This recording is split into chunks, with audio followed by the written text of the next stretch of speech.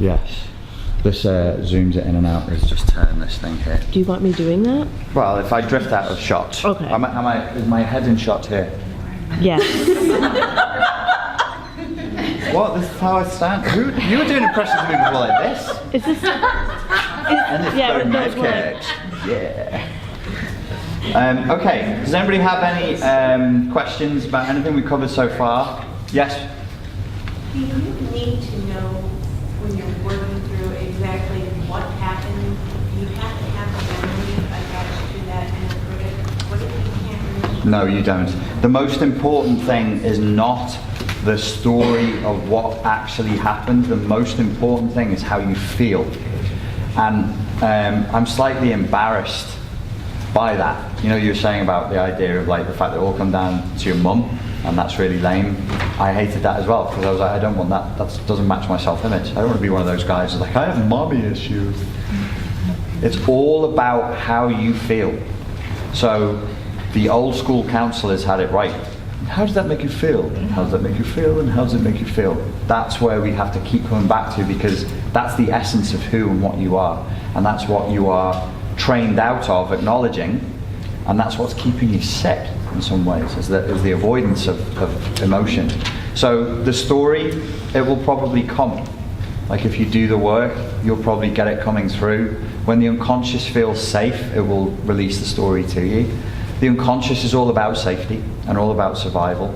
So when you can do a thing, that's because it feels safe to do it. If it's stopping you from doing a thing, don't beat yourself up and feel bad. It just thinks it's not safe for you yet. So yeah, you don't need to remember the full story. Yes, sir? Is it worth, in your opinion, trying to kung fu emotional manipulators in your life? Or is it like better to just sort of... You mean chop them in the throat or something? I don't know. I'm arrogant, and I like to think that I can beat them at their own game. And I'm not even saying people that are malicious, people that are trying to hurt you. It's people that are just trying to mess with me. Generally, I would say don't, because... Well, the thing is, like, for a neurotypical person, or when we're talking about narcissists and people in the cluster B, it's like a reptilian mindset versus a more mammalian mindset. You'll be surprised at how much emotional energy that costs you, even if it goes well. It costs them nothing. It's gone. Whether they score a point or they don't, they've already forgotten about it. Like really good boxers who have high volume punching, and all that, like the Diaz brothers in the UFC, they chuck out loads of punches. They don't give a shit whether it's landing or not. They know that every 10th one will. And that's usually, narcissism is like that. It's unconscious. They're just doing it, they're hurting, maybe something will stick, maybe it won't, who cares as long as I'm in control. Whereas for us, you've got to be like, right, he said this, and I'm gonna fucking... It's just a button. What if they aren't like totally lost? They're just unconscious. They're kind of an unconscious. So you're going to button push a button pusher. Yeah, exactly. Yeah, you're right. I'm not sure where that leaves us karmically. I mean, if somebody was if they're just being annoying, I would say you're being so annoying right now. And I like you, but I don't want to have to headbutt you. Stop it. Yeah, I mean, button pushing. And also we have to reality check with us. Like in, I was going to say in British culture, but it's the same here. Guys, you call it rag on each other. We take the piss a lot. There's a lot of banter. And when somebody is not in the right mental state, it can feel like a personal attack, and it really is not. And I've fallen foul of that, because I play quite rough with my friends. Sometimes I've said something that is just like, it just hurts them. I know it's hurting them. So you've got to like scale it back and make sure that the intent is clarified. It's different, I believe, in different areas. I would have thought with this being quite an industrial area, you probably are quite mean to each other, because it's a tough town. Tough town to let, and it's cold and the winters are long, and what else are you going to do? Just mock each other endlessly. I tell my kids, unless people are laughing, it's bullying. Unless people are laughing. Unless both of them are laughing, oh, both. it's bullying. Yeah. No, that's not a bad way to look at it. But I mean, button pushing that's at a minor level, I would shrug it off. really. Yeah. Unless, So- unless you enjoy banter. It's like, sorry, just the mid range though. They're not like psychos. If it's- and they're not just button pushers. If you're awake at night looking at your ceiling, something's going on. Like if this is fucking looking enough on a daily basis, Yeah, that it drives me nuts. something's going on. What I would want to know if I was in that place is, okay, I want clarity at a philosophical level. Is it me or is it them? Am I being hypersensitive or is this person actually on a fucking wind up? And I'd have to, because I've accepted I have certain mental issues, I would actually take the time out of my day to write it down. And I've done that. I've mind mapped. Like, this is what's happening. I come into work and you do this. Is it me? Because I can't trust, because of emotional dysregulation, I don't know whether my perceptions are right or not. So I will actually map the thing out and go, okay, no, there's actually something wrong here. At the point that I've decided there's something wrong, if it's the other person that's in the wrong, grey rock all day. I got stuff to do. I'm busy, and that, So yes. I guess about covert narcissism again is, especially as you said that they feel shame. Is there a possibility that they ever do change or kind of the lost cause? You coming to me for hope? Please tell me you are, so I can get my scythe out. Funk. No, there's no hope. If the person has full-blown NPD, then you must relinquish hope. How are you going to know whether they have full-blown NPD? Qualified clinicians struggle to get that right, so I really don't know. They did just seem to feel like shame for what they did, but they vacillated between just extremes. And like he said, he would like push a lot of my buttons. It was almost like I was addicted to it. It became very like competitive. Like I almost felt like I could manipulate him too. And I don't know if there's some sort of addiction component to it, but I Is this an completely cut off all Is this an contact. ex-boyfriend? Yeah.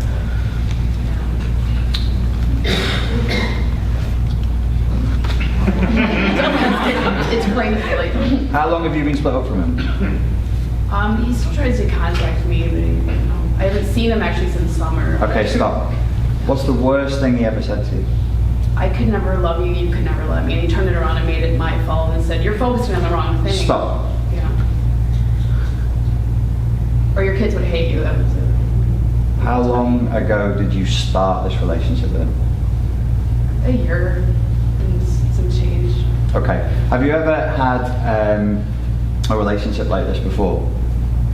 Nothing like that. That was like the worst. That was Is he significantly older or significantly younger than you? the same age, pretty much. Is he from a different ethnic background to you? Yeah, Okay. from a different country. He's from a different country, and is his first language not English? Correct. But he knows English. He knows a few English. And how long has he been in this country for? For most of it, since he was a teenager. He's a narcissist. He's such a narcissist. Now, based on what you've told me and the way you're talking about him, that sounds like a problem. He sounds like a problem. Did you change as a result of the relationship? Did your friends tell you were acting a little bit crazy? I didn't hang out with a lot of other people, I guess. Oh, you self-isolated? Yeah, no, I think he sounds great. Have you got his number? I could hang out. Handsome guy, is he? Was he a handsome guy? Oh, stop it. Yeah, no, I think you're in a little bit of I do the denial. word salad thing a lot, and I was like, is it me? Because I get kind of like... What makes you think he's not thick? What makes me think he's not? You're hoping that he's not. Because he showed moments of like compassion, but he was very like... Let me be rude and stop you again. And this is to help. And I do this in coaching. It drives people crazy because I'm catching you in stuff and I'm seeing it, and then I want to pursue that. So I got something for you. You gonna like it? It's weird. What would you lose by saying this guy has MPD? What's the pain that you're trying to avoid? What is the loss of just going, this guy is sick and he always was sick and it was never real? I suck, don't I? What a dick. Yeah. So that is what we're trying to run from, is that But in the running of it, you're trapped in a maze and you're chasing your own tail. And you probably do this at night on your own. You start here, go around here, but then he said this, but then I saw this, but then he said this. Do you not remember this? So you've got a part of you that's trying to protect you and a part of you that is trying to tell you the truth. So I'm going to leave you to process that for a second because I don't want you to cry. But yeah, that's something that you're trying to avoid. And it's the reason why I asked whether he's from a different ethnic background or a different language modality is narcissistic relationships frequently play out that way. When you have somebody from, people looking at me like, what? I never said this on YouTube because I couldn't find a way of saying it in a way that wouldn't upset people.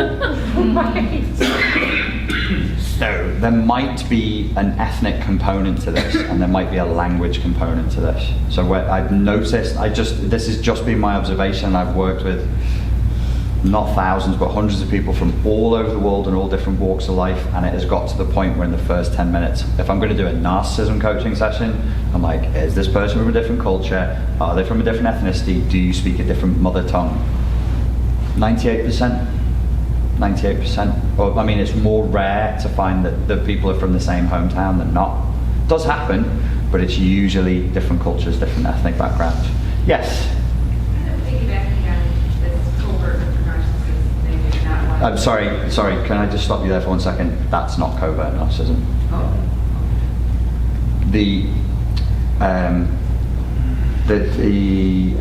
Sometimes when we're trying, and I've played this game with myself as well, when we're trying to justify the behavior of the other person, we'll give them a name like vulnerable or covert narcissism. I did that with my ex, and I'm looking back and I'm like, what the fuck? There was nothing covert about what was going on there at all, and other people could see it. That's sinking in. So, but yes, go on. So I'm on the same things with my mother, and I'm trying to figure out if she's Asperger's or covert narcissist or just because of the cult infantile. And so maybe I'm trying to avoid the whole NPD because Asperger's has a very, sorry to cut you off I there. heard you say that about Sam, and I wanted to know if you. No, Sam has MPD and as also psychopath. The elements of autism, I really don't know. I've lived with two people who were diagnosed with Asperger's, and they have a very, very similar dynamic. They are annoying and rude and boundary breaking, but there is no malice in them. So That's my problem, is I don't know if I see the malice. okay, but I never once suspected with either of the guys that I was living with that there was guile. You know what guile is? Cunning. There wasn't, I'd be like, when you fucking do that thing I told you not to do, it drives me crazy. And I go, I'm sorry. I'm mean, I'm sorry.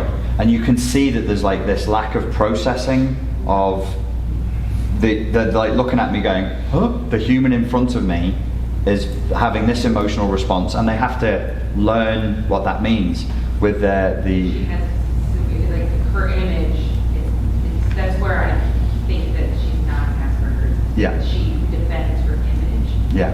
And I don't think someone. No, you've got to look at like the situations like this, like what do we lose by actually going, God, this person has I mean, it's horrifying. You've been, in the case of intimate relationships, you've been sleeping with somebody who is just, they have no moral boundaries whatsoever, and the only reason they don't do the worst things imaginable, the way a psychopath would, is because they're scared of going to jail. It's horrifying. And you'd be like, ugh. So if it's your own mother, just as much of a resistance, and it does.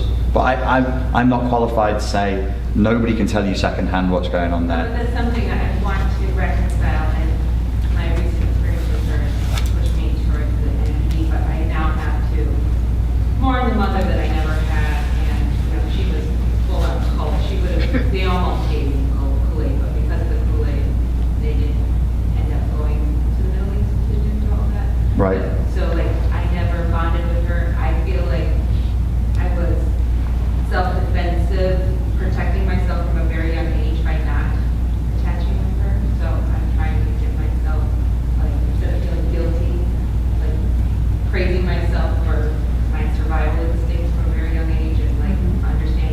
there isn't a relationship. Good. The Spartan Life Coach approves. You have done well. Instead of feeling guilt about not wanting to hang out with your mum and dad, praise yourself for having the survival instinct to see the truth and to go with your intuition. Do you think that it is healthy to go no contact with abusive parents? Yeah. Like, is that your best case scenario? There is a video Or series is it by a better guy to called the work it Spartan Life Coach. You should watch it. You could learn a lot. Do I think it's healthy to go no contact with abusive humans? Yeah, man. Like, no matter who they are, right? I don't Just give a get 'em fuck. get 'em the hell out of I there. don't give a fuck about your sperm and your eggs.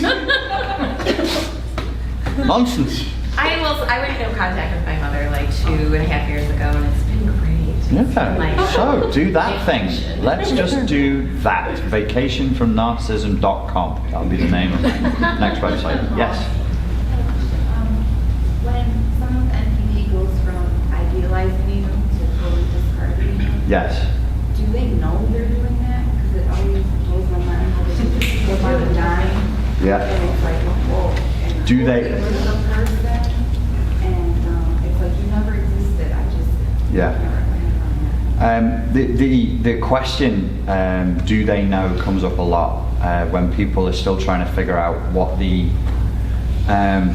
still trying to figure out the moral boundaries and the who did what to whom, and sort of like the, not blame phase, but trying to figure out where the justice is in the situation. So because of, I know that that's implicit in the question, I would like to answer you by saying yes, they know very well what they're doing. At the black belt, that's the brown belt answer. The black belt level, I would say, let's be philosophical and talk about what we know that we're doing as human beings. Like, it's a false assumption to go, well, there are some things I just know that I'm doing and some things that I do not. We all kind of exist in this haze of instinct, emotion, the impulse, you know, and so they're still human beings, they're coming from that place, but yeah, they know that what they're doing is fucked up. So when they are in the beginning charming, compassionate, Mhm. empathetic, all these things, that's Yeah. that's fake, that's no reason. Well, again, the yellow belt answer would be, yeah, it's fake, but I think that you understand this subject a little bit better than that. So, they're a fisherman, a fisherwoman, and they need fish, so they have bait. Let's not play hide and seek with ourselves. You know that in your heart. You know that. I need something from you. You're not going to give it to me if I tell you. If I come up to you and I go, I don't have feelings, but I want to sleep with you and I want you to love me and I want you to give me money and time and attention and maybe the best years of your life. You'll be like, oh, sign me up. And no, I'm not going to get what I want, so I'm going to do what I think is necessary and what I think I deserve. And it's a survival instinct for them, because they think without and you, meaning anybody, because we're all replaceable, without the audience, that they die, they disappear. So I think you kind of already know the answer to that. They're fishermen. Fisherman needs bait. He's trying to catch fish. He doesn't love the fish. He wants to bash the fish over its head and then cook it. But yeah, they're going to do what they do. It's a mechanistic way of thinking about it. It's a very cold, detached way of thinking about it. There's an essence of compassion that I'm very interested in at the moment from the Zen Buddhist tradition that is nothing to do with hugs and sympathy and tea and biscuits, and everything to do with understanding systemically what is truly going on with pure, clear, detached vision. That's compassion to me. So your compassion would be for yourself and for him, not talking about forgiveness, for talking about the system that you two created and what really happened. That's compassion. To understand, this is why they do what they do. I fell into that. You just pour boiling water on your hand and it hurts. And so it's a systemic understanding. It means that we break out of there's kind of like, the online support systems are good, but they tend to be gossipy and story-ish. People are constantly asking me for my stories. And I'm like, yeah, I don't mind telling you the details of where I met the girl and what her name was and what her background is. And what are you going to do with that? You just eat it, and the part of you that eats it goes, McDonald's, more please, more stories please. We need to be pushing past that and going, okay, systemically, something went wrong. And it's about the fact that you struggle to love yourself fully enough to just ask for what you want, or to even let yourself want what you want. That's the bigger issue. The rest is kind of mental masturbation. It's kind of interesting. The whole narcissism and personality disorder thing. It's interesting. Keeps you obsessed, keeps you up at 2 in the morning, keeps you away from the pain of going, holy fuck, none of it was real and I'm on my own. And maybe that's where you need to be, just listening to The Cure, going, I'm on my own. Last question before we start wrapping up. From anyone? Yes? Yes, you. I'm just a little bit confused. Everyone seems very clear that they can't change, but if they have such a deep sense of shame, then wouldn't that imply that they have some sort of inner compass? That's a And that they just don't have the right tools? That's a fantastic question. And I was remiss before. Who talked about shame of covert narcissist?